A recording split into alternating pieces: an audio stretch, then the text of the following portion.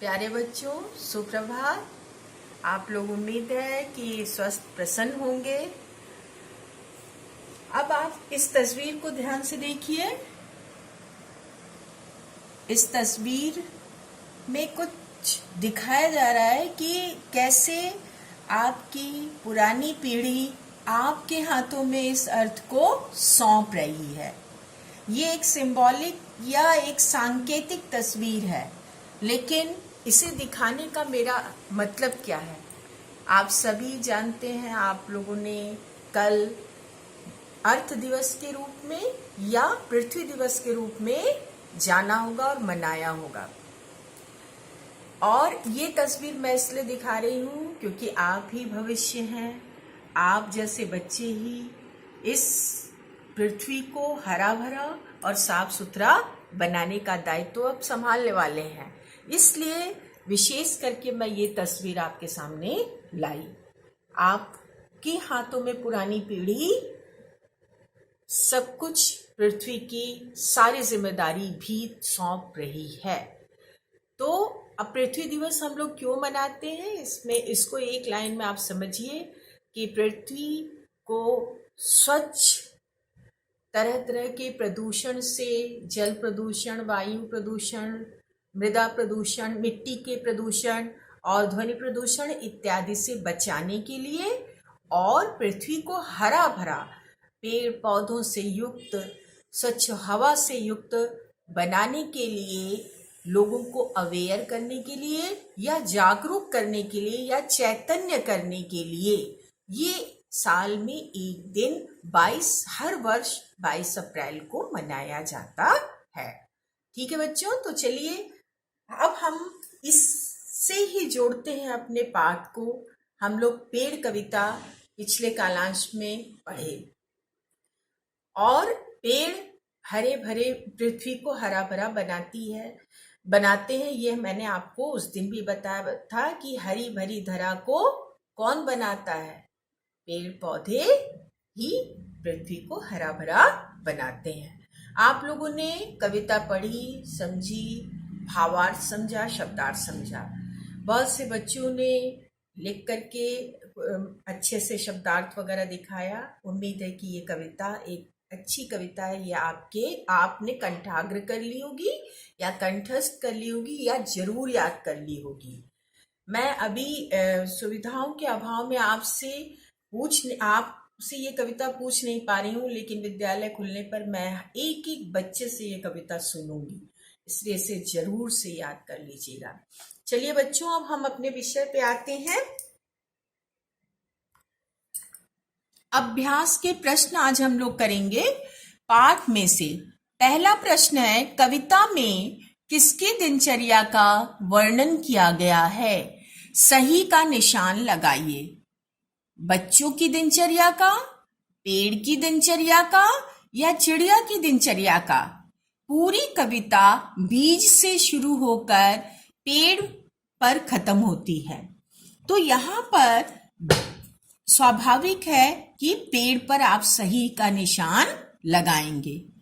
हालांकि बच्चों का थोड़ा सा बीच में वर्णन है, चिड़िया का भी वर्णन है, लेकिन पूरी कविता पेड़ के बारे में ही है, इसलिए पेड़ सही जवाब है। अब दूसरे प्रश्न पे हम आते हैं। हजारों बीज आंखें मीच कर क्या कर रहे हैं? आप लोगों ने कविता की पंक्ति में पढ़ा होगा कि हजारों बीज आंखें मीच कर नम मिट्टी की चादर ओढ़कर सोए हुए हैं। तो ये इसका उत्तर होगा कि हजारों बीज आंखें मीच कर नम मिट्टी की चादर ओढ़कर माटी आए से या अलसाए से सोए पड़े हैं या लेटे हैं या माटी आए से अलसाए से पड़े हुए हैं। अब दूसरा है, पेड़ किस समय और कैसे खाना खाएंगे? आप लोगों ने कविता में पढ़ा था, पेड़ भरी धूप में, यानी जब सूर्य का तेज प्रकाश होगा तब वे कैसे खाना खाएंगे? पत्तों के माध्यम से। कविता में पत्तों की थाली में खाना खाएंगे, लेकिन आप उत्तर में क्या लिखेंगे? पत्तों के माध्यम से अपना भोजन ग्रहण करेंगे। तो पेट भरी धूप में पत्तों के माध्यम से अपना भोजन ग्रहण करेंगे। अब चौथा प्रश्न है, शाम होने पर पक्षी क्या करते हैं? बच्चों, आप लोग देखते होंगे कि शाम होती है तो आपके भी माता पिता अगर काम पे जाते हैं तो लौटते हैं, आप लोग भी खेल कूद कर घर में वापस आ जाते हैं। शाम को सब शाम को अपने घरों में वापस आ जाते हैं किसी भी जरूरी काम से या कहीं भी गए होते हैं। तो ठीक उसी तरह पक्षी भी अपने अपने घरों में, अपने अपने रैन बसेरों में लौट आते हैं शाम होने पर, और आकर दिन भर के जो भी उनकी आप बीती होती है या जो कुछ भी वो जीवन का उस दिन का अनुभव होता है, वो अपने छोटे नन्हे बच्चों से और अपने परिवार के लोगों से बांटते हैं। तो इसका उत्तर आप क्या लिख सकते हैं कि शाम होने पर पक्षी घर लौट आते हैं और अपने सुख दुख की बातें अपने परिवार में बांटते हैं। रात को सोते समय पेड़ कौन से सपनों में खो जाएंगे? पेड़ का आप लोगों ने मैंने एक प्रश्न किया था, आप लोगों ने बड़ा सही जवाब दिया था कि पेड़ परोपकारी होते हैं। हाँ, पेड़ हमेशा परोपकारी ही हैं। वो हमें सब कुछ देते हैं, हमें औषधि देते हैं, हमें लकड़ी देते हैं, हमें पत्ते देते हैं, हमें छांव देते हैं, हमें शुद्ध हवा देते हैं, हमें फल देते हैं, फूल देते हैं, लेकिन कभी भी बदले में हमसे कुछ नहीं मांगते।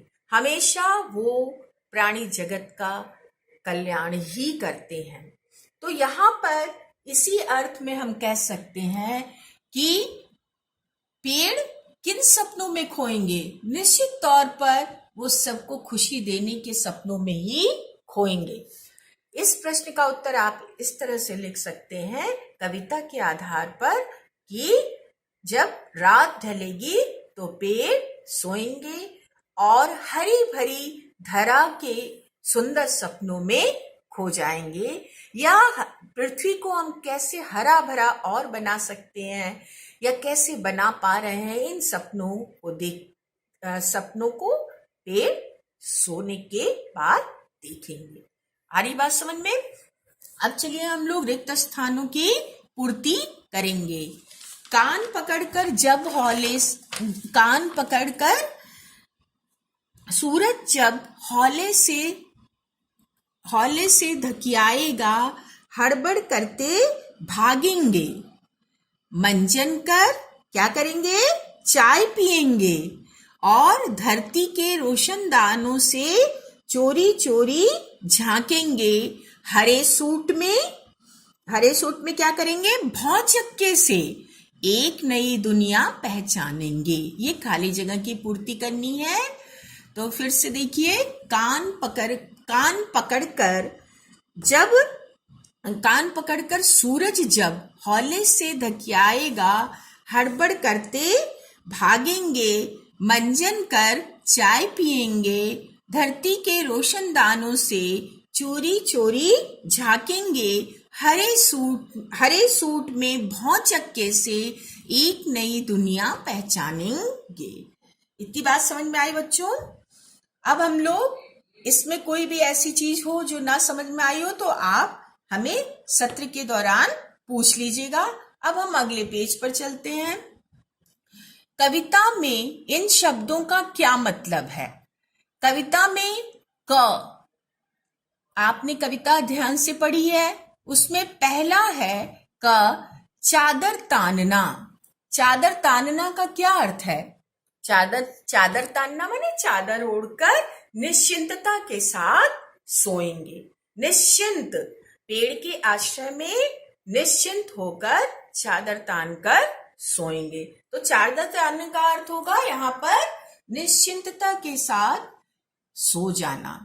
दूसरा, महटियाए से माने अलसाए से। ठीक है, महटियाए से या का मतलब अलसाए से होगा। और तीसरा है जुगनू की लपर झपर। यहाँ पे महटियाए से का एक अर्थ आप ये भी लिख सकते हैं कि मिट्टी से ढके हुए, ठीक है। तो महटियाए से का अर्थ लिख सकते हैं अलसाए से या मिट्टी से ढके हुए से। अब आगे जुगनू की लपर झपर। जुगनू आप लोगों ने बच्चों देखा होगा कि रात में एक छोटा एक कीड़ा होता है जो कि कभी कभी चमकता है और कभी छिप जाता है। तो यहाँ पर जुगनू की लपर झपर से मतलब है कि जुगनू का छिपना और चमकना, ठीक है। तो जुगनू की लपर झपर मतलब जुगनू का छिपना और चमकना। पत्तों की थाली से खाना खाना। यहाँ पर सूरज के प्रकाश को अपने पत्तों के माध्यम से पेड़ पौधे ग्रहण करेंगे, ये अर्थ है। इतनी बात समझ में आई। अब हम लोग बातचीत के लिए प्रश्न पर चलते हैं।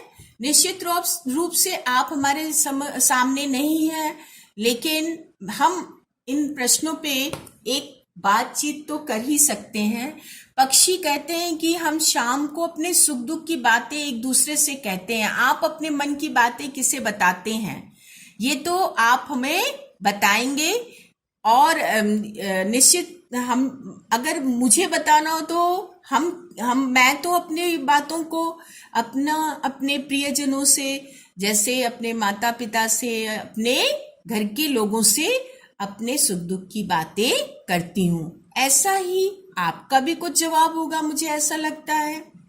पेड़ अपना खाना कैसे बनाते हैं? पेड़ अपना खाना मैंने आपको कविता के दौरान बताया था। फोटोसिंथेसिस का जो प्रोसेस है उसके द्वारा पेड़ अपना खाना बनाते हैं। और पेड़ों की तरह आप भी तो सपने जरूर देखते होंगे। अपने किसी ऐसे सपने के बारे में बताइए जो आपको बहुत पसंद हो। इस पर हम लोग चर्चा, जब हम लोग कक्षा में सामने होंगे तब चर्चा करेंगे कि आपको कौन सा सपना सबसे अधिक अच्छा लगा, जिसे आप कभी भूल नहीं पाए। पेड़ हमारे मित्र हैं, इस विषय को आज मैं आपको गृह कार्य दे रही हूँ। पेड़ हमारे मित्र हैं, ये गृह कार्य है। इसमें एक अनुच्छेद आपको लिखना है। पहले तो आप ध्यान दीजिए कि अनुच्छेद कैसे लिखेंगे, उसका क्या प्रारूप है।